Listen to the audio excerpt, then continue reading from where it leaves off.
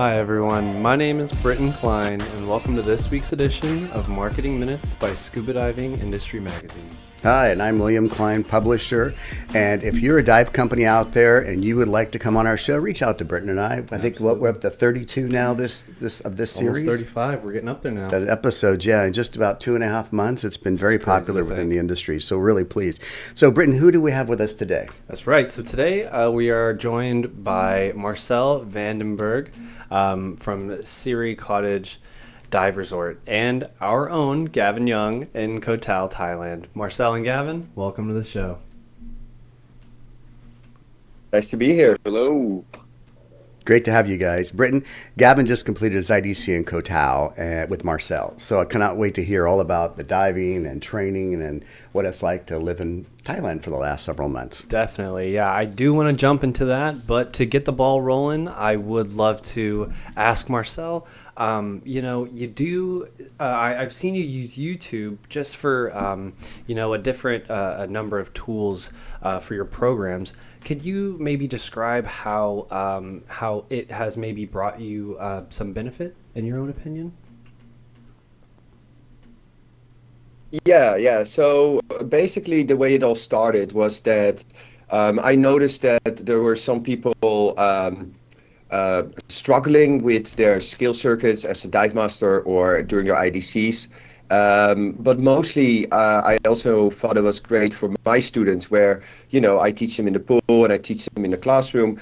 But then as a sort of like homework, when they go home, they can then see those videos again. And then when they then have to present their skills during the Dive Master IDC course, they can use those videos to prepare very, very well. But like I said, I've also heard that other people were struggling. And then I thought like, well, maybe these videos can help other people around the world.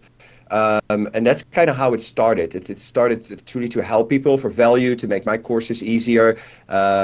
And then in the end, the views started going up and up and up. The likes went up and up and up. And the comments kept coming in from people saying all over the world, oh my God, thank you so much. This helped me so much during my Dive Master or my IDC course. And I was like, wow. And, that inspired me and gave me the energy to start producing more videos to try to help people. And in the end, I had a lot of people saying, hey, I did my Dive Master course somewhere in the world. Your videos helped me a lot. I'm ready for my IDC. I would love to learn from you. So can you give me some information to do my IDC then in their case, right? In Sairee Cottage on Koh Tao in Thailand. And so then I do get a candidate or customer out of that once in a while. Or even them referring other people to come here because the videos helped them. So it was a huge win-win situation in the end. Definitely. No, wow. That's really cool. That's really a brilliant use of that great tool. So, Gavin, tell us a little about your experience there at Sairee Resort and what you've learned being in a dive resort, taking your training there with Marcel. You've been there for a few months, as I recall. I've been here. I think I'm coming up on 4.5 months, but man, it feels like a couple weeks. I didn't really know what to expect coming here. Maybe a lot of textbook time, a lot of tests, just prepping to take some exams to get certs. But these guys here at Sairee, man, they just go so much further than I think they have to. And it really shows. Even small things, meeting with your instructors every day at the end of class, or something as big as Marcel's YouTube channel, to where whenever you do leave the pool and you're not so confident in what you learned that day, you have the resources. And these guys just gave me everything I needed to pass all the exams I needed, but also to become a successful dive instructor. I had an absolute blast here. The staff here is amazing. I could see the ocean from where I'm sitting right now. They have fantastic classrooms. Just a great time. That's so awesome. That's so man. nice. Well, it sounds like between Marcel and the views, man, you've got all the inspiration you need. So exactly. I mean, that's so awesome. But for sure. Marcel, if you could just tell us a little bit about maybe your management style and how you tend to manage to keep these classrooms so plugged in, one, but two, competitive with maybe some of the other competition down there in Koh Tao. Yeah, so the competition is big. The competition in the world is big, I guess. I think one of the great things about Koh Tao is that we have really good relationships with each other, other dive centers, other course instructors, which really helps. There's always competition, but at the same time, we also really support each other. Now, when it then comes to your own IDC, or in this case, my IDC, you got the standard stuff, like I just said. You do your marketing, you got your YouTube channel, your website. I think responding to the emails of people that inquire, having questions, and personally answer them as well. Not having a staff member taking care of most of those emails. I think that helps a lot. But of course, as you can see, that kind of takes a lot of extra time too. And I think the biggest problem for us as course directors is that once we want to do a lot of marketing, we want to do a lot of email customer service, that takes time away from the day, and you only have so many hours. But at the same time, you also want to teach, and you want to teach one of the best IDCs you can do with all the passion that you have. And the more you teach live, the less time you have then for that marketing. So I think the trick in the end that kind of does it is kind of working a little bit longer, a little bit harder. But at the same time, it's also very, very enjoyable. But what's important is that you don't take too much away from your course or classroom time because of all the other stuff. And I think hopefully Kevin can agree on this. We got e-learning now these days, and e-learning is an amazing tool. All diving organizations have a sort of form of it. However, if you ask any person, you want to be in a classroom or do you want to be on the beach, they're going to say the beach. Do you want to do some e-learning at the beach? Sure. However, in real life, if you want to give that, that 5,000% quality, then you should really sort of do all those e-learning presentations live as well, and then share your experience, share your passion. I always say the magic actually happens in the classroom. We all love whale sharks, we all love diving, but in that classroom, especially in IDC, you can do that magic. So combining that real life teaching, giving 5,000% attention, plus the marketing and the emails and all these things, I think that combination is the reason why hopefully these classrooms stay full. Or are full at the moment. That's fantastic. That's great. Wow. That's great advice and great information. In fact, that was going to be one of my next questions, was about how you integrate e-learning with real life classroom teaching. I was certified as a course director in 1988. Back then, everything was classroom. There was no nothing. We didn't have email back then. So, the advent of e-learning has really helped as a tool, I would think, in the IDCs and especially the Dive Master course. So how do you balance those two together? And it's a question really for both of you, because Gavin, you went through it, and Marcel, you teach it. What's your philosophy on what percentage of the e-learning program do you try to present live?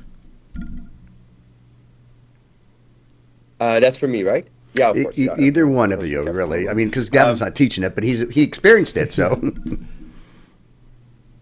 Yeah. Shall I go first? Yeah, have at it. Yeah. Okay. All right. So so it was you have to do a certain portion live anyway. But then I just kind of looked at it, and pretty much it's 100%, and even more than that. So the e-learning is fantastic. It also covers certain topics that are almost better explained in e-learning, because it's also so much more dedicated to the worldwide, instead of just maybe this area, Koh Tao or Asia or things like that. However, now adding on to it, explaining all of that live, that's where the magic happens. But the magic truly happens where you create even more information. So, for example, we do a lot of extra presentations and extend them to even add on to the e-learning or anything else on top of that. Like, for example, a risk management presentation, when I used to do it, was between half an hour and an hour, plus your theory, and that was it. We do do you remember how long it was? I think it was a 3.5 hour, maybe 4 hour presentation. It's the entire morning. And of course, with a lot of breaks and stuff, but you might go like, oh, that's boring and that takes too long. But what we're doing, we're sharing all these accidents that are happened around the world, whatever we can talk about, how could have been prevented, the potential lawsuits that came out of it. And in the end, really opening the eyes of the students of going to say, okay, who do you want to be? Do you want to be that bad instructor? Do you want to be that normal instructor, the good one? Or do you want to be that superstar? And by sharing these stories and scenarios, people can really think, oh, wow, which person do I want to be in this story? And that's hopefully how we create sort of like that new generation of instructors that are truly trying to be good or superstars. And this is not just for risk management. This applies to all of the other things too. Standards, sales and marketing, how to teach, how to be friendly, customer service in general. all of it adds up. But it doesn't mean we don't care about the e-learning. We truly do. We just kind of explain it live, add on to it, and hopefully then they get that sort of extra bit of quality to make them really successful in the future. Well, it's interesting. Go ahead, Gavin. What's your perspective on live versus e? I think the way that they formatted our classes, I came through all the way, did my dive master and my IDC with Sairee Cottage, and I think it was just perfect for my learning style. They, on our orientation day, they clearly laid out everything in the schedules and what would be expected of us, and what like landmarks we should be at certain times, and you do all that e-learning on your own time. And then you come into class and everything that you're confused about or that you didn't understand or maybe you didn't comprehend as well, these guys go into it and then some. And I remember especially during my IDC, there was almost a staff member on call 24/7. If I was struggling, I know I personally struggled with physics quite a bit. And I was in that classroom hours and hours every day running over the same things over and over, which you can't necessarily get in the e-learning. And so having that tool of an in-class live lecture was just fantastic. Yeah.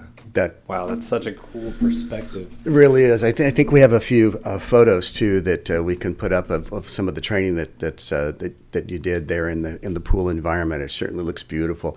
So you mentioned while this little slideshow's running, you mentioned the aspects of liability and risk management. We've been super fortunate in our magazine, Scuba Diving Industry Magazine, to have Al Hornsby, the former vice president of legal affairs at PADI, has been writing a series for us. He's been writing every month on risk management, and it is this super short, super sweet one-pager, but it is absolutely gold. If you're a dive instructor out there or you're thinking about getting in this business, you got to look up all of Al's articles. And at the end of every single one of our digital magazines, you can find the index for all the articles that have ever been written. So you can look up all of Al's articles. So just interesting you mentioned that, but it's one of my favorite, very, very short sections, but it's so important for our industry. People don't realize that the risk mitigation factor, especially in the United States, is massive because we're dealing with huge insurance issues over here. So my last question I have really is for Marcel. And this is not asking for your trademark secrets, but what advice would you give to, say, an IDC center out there, or maybe a course director that's just newly minted and stamped to start teaching out of the programs there from PADI, or any other, really, because it doesn't really matter which training agency. If you're an RSTC, the standards are all very, very similar, and we all produce great, safe divers. So, do you have any secret sauce you would just say? I mean, you've kind of given us a lot of tips already. You've said things that are very important. That is, don't get too bogged down. That you make sure that you continue your marketing in addition to being a great instructor and doing the live courses and duplicating yourself 5 times over every day to get all that done. But do you have any advice for other people out there? You've clearly been successful. You've been doing this for 24 years. From what I understand, you're one of I guess you're a platinum course director would be my guess, right? So yes. That's a very rare air that you've been able to do this for so long and keep up the numbers. And it's not just all about numbers, it's about quality, of course. Sure. But if you have some advice you'd like to throw out, I'm sure others would appreciate to hear some of your ideas. Do you have around 3.5 hours? Yeah, right. That's pretty good. So in the IDC course, you got all these presentations, all these lectures, right? Like I said, standards, risk management, conservation, sales, all these things combined together. The thing is, the sales lecture, the marketing lecture, that's not the only one that talks about how to become successful. It's you being able to combine all these other things together. That is the magic thing to become successful as a normal instructor, right? And I think when you then look at becoming a course director and what do you have to do, I think the most important thing is, especially with all this competition, is to look for opportunities. Like you mentioned already, the standards within organizations are the same.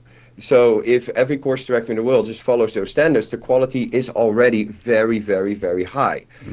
However, there's no difference then between them, right? And I think you can just look at yourself, look at your course, and just go like, okay, these are the minimum standards. What can I do more? What can I do extra to stand out? What are other people doing? What are they not doing? But most importantly, I think if you want one of the many, many tips, look at the end goal. And I teach this also to the IDC candidates in the end. Is the end goal for somebody to get certified as an open water diver? Or is your end goal to see that person enjoy diving for many years of their lives, or even the rest of their lives, even if it's a liveaboard per year or just some few fun dives, right? Because Right. there's so many people that do a course, they tick off the box and they go home. And I think that's the same in the IDCs. There's a lot of people out there, or courses out there, that just teach you to pass the IE, right? And then you're on your own. It's like, okay, you got your driver's license, now you can drive. And I remember hearing that all the time when I was very young, or a baby course director. Everybody says, you're just going to pass the IE and blah, blah, blah, blah. And I felt like, now, how can I change this? So it's not just about creating a better thing to create a better product, but it's truly caring about every individual, every single IDC candidate. And my end goal is for these guys to get work, or to get whatever they dreamed in that IDC. And not just to get work, but to keep work. And not just to keep work, but to keep rising that ladder. And there's nothing more beautiful than seeing that first picture on Facebook with their first students, but then sometime later seeing that they become a manager, or they own their own dive shop, or they become a course director themselves, or start working for Patty. Then you kind of go like, all right, guys, time for a beer. And I think if you start teaching and organizing and planning and marketing your courses from day one for that end goal, I think that is where you're going to start standing out compared to some others. And that kind of helped me. There's a few more ideas and tips, especially what I'm working on right now, but we maybe have to wait for a future podcast. That's for part 2 later, right? Definitely. So Marcel and Gavin, thanks for being on our show. We're down 160 days to the DEMA show, 5 issues of our magazine. And if you are out there and you want to reach the DEMA group, the DEMA attendees, the DEMA exhibitors, reach out to Britain about some advertising. So, Britain, and if you need to put some groups together for some group diving. By all means, yes. What the name of the resort is Sairee Cottage Diving.com, and Marcel is listed under the professional development there. So please look him up and reach out to him. I'm sure if you're a dive shop listening to this and you want to go to Koh Tao, they'd be glad to set up a great dive trip for you. So who do we got lined up for later this week? Later this week, we're going to have on Stephen Jamraz, the Vice President and Marketing of Dan. So stay tuned for that. That should be a really cool episode. So what's cool about Dan is they do their own podcast called DanCast. That's right. And I was the guest on it just this last 2 weeks ago at the Long Beach show. Yeah. And it kind of got an opportunity to talk about my life story a little bit. So that's supposed to be coming out in the next few days. So we'll tag that as well. But it's going to be great to talk to Dan. So Gavin and Marcel, thanks again for being on our show. Do you have any last closing comments, either one of you? Take it away, Marcel. No, it's all good. I'm very grateful and thank you to be on the show. So look forward to the future. And like you said already, anyone out there that is interested in progressing the career, or maybe if you want to refer anybody for some Dive Master or IDC training, then the links are all in here. And I would love to chat with you about your future in the in the future. Absolutely. And yeah, thank you for the opportunity. Totally. Well, it was our pleasure, and guys, thank you again so much for your perspective and for your time. And before we go, Gavin is our Southeast Asia sales rep for the magazine, and he is based in Koh Tao, so he is local right there. If you're listening to this and you're in Thailand or Indonesia or the Philippines and you want to talk to us about the magazine, he's in your time zone, and he's going to be. In fact, we're changing. He's going to start a new program called Live from Koh Tao. It's Marketing Minutes Southeast Asia edition, and he's going to be doing his own programming starting here in the next week or so. So he'll probably be reaching out to a lot of people, and probably Marcel have you back on as a guest on his show as well. Super excited for that. That's great. All right, thanks again, that would everybody. Be amazing. So, Marketing Minutes, look us up on YouTube, and we look forward to seeing you on the next episode. For now, have a fabulous day, or night, or morning, depending on where you are in the world.